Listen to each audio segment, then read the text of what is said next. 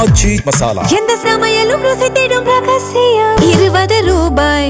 டெல்லியில இந்தியா கூட்டணியின் ஆலோசனை கூட்டம் தொடங்கி இருக்கிறது. அண்மை செய்தியாக பார்த்து வருகிறோம். மேலும் தகவலை செய்தியாளர் ரமேஷ்குமார் வழங்கிட கேட்கலாம். ரமேஷ்குமார், வணக்கம்.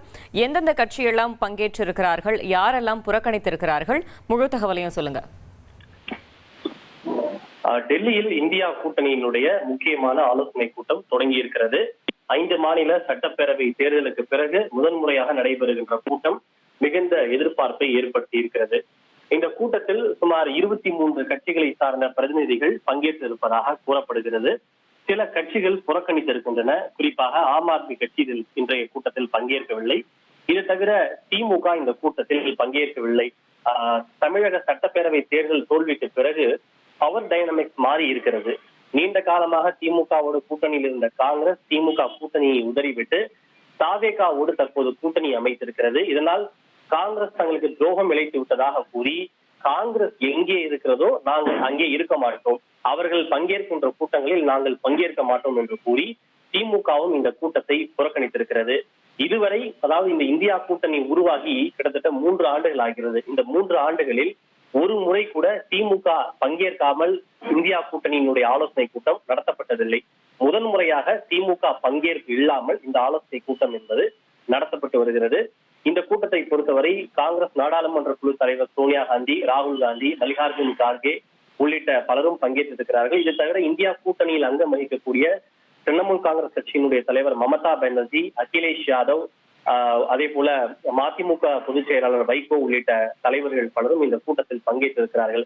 சரி, இந்த கூட்டத்தை இப்போது கூட்ட வேண்டிய அவசியம் என்ன, எது குறித்து விவாதிக்கப்படுகிறது, ஆலோசிக்கப்படுகிறது என்று பார்த்தோமேனால் ஒரே அஜெண்டா தான். அதாவது மத்தியில் பாஜகவை எதிர்கொள்வதற்கான ஆயத்தங்கள், வியூகங்கள், செயல் திட்டங்களை வகுப்பதுதான் இந்த கூட்டத்தினுடைய ஆலோசனை. அதாவது அடுத்த 2029 மக்களவை தேர்தல் நடைபெற இருக்கிறது. இந்த 3 ஆண்டுகளில் பாஜகவுக்கு எதிராக எதிர்கட்சிகள் அனைவரும் ஒற்றுமையாக செயல்படுவது எப்படி, அவர்களுக்கு எதிராக ஒரு பொதுவான வியூகத்தையும் செயல் திட்டத்தையும் வகுப்பது, பல போராட்டங்களை முன்னெடுப்பது, மக்கள் விரோத திட்ட விஷயங்களை மக்கள் மத்தியில் கொண்டு செல்வது உள்ளிட்ட விஷயங்கள் குறித்து ஆலோசிக்கப்படுகிறது. குறிப்பாக இன்றைக்கு நீட் வினாத்தாள் கசிவு, கச்சா எண்ணெய் தட்டுப்பாடு, எரிபொருள் விலை உயர்வு, இப்படி பல பிரச்சனைகள் இருக்கிறது. இந்த பிரச்சனைகளை எல்லாம் மக்கள் மத்தியில் தீவிரமாக கொண்டு செல்வது எப்படி என்பது குறித்து ஆலோசித்து ஒரு முடிவுகளை எடுக்க இருக்கிறார்கள்.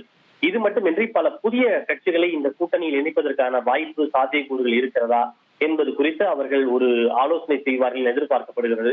புதிய கட்சி என்று சொல்லும் போது அதில் தாவேகாவும் அடங்கும். ஏனென்றால் தமிழகத்தில் தாவேகாவோடு காங்கிரஸ் கூட்டணி அமைத்திருக்கிறது. அவர்களை இந்த இந்தியா கூட்டணிக்குள் கொண்டு வர வேண்டும் என்று காங்கிரஸ் கட்சி ஒரு விருப்பம் கொண்டிருக்கிறது.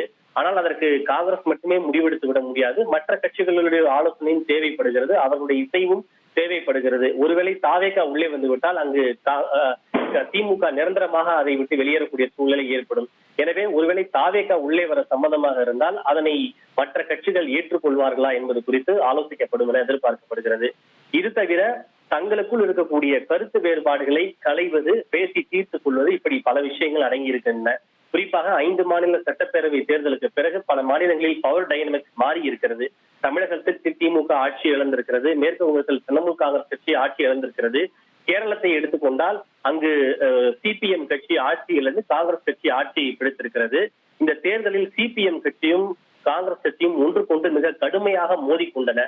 இன்னும் சொல்ல போனால் ராகுல் காந்தி பினராயி விஜயன் வீட்டில் அமலாக்கத்துறை ஏன் சோதனை நடத்தவில்லை என்று கேட்கக்கூடிய அளவுக்கு இந்த தேர்தல் சமயத்தில் 2 கட்சிகளுக்கும் இடையே அந்த வார்த்தை போர் மிக தீவிரமாக இருந்தது.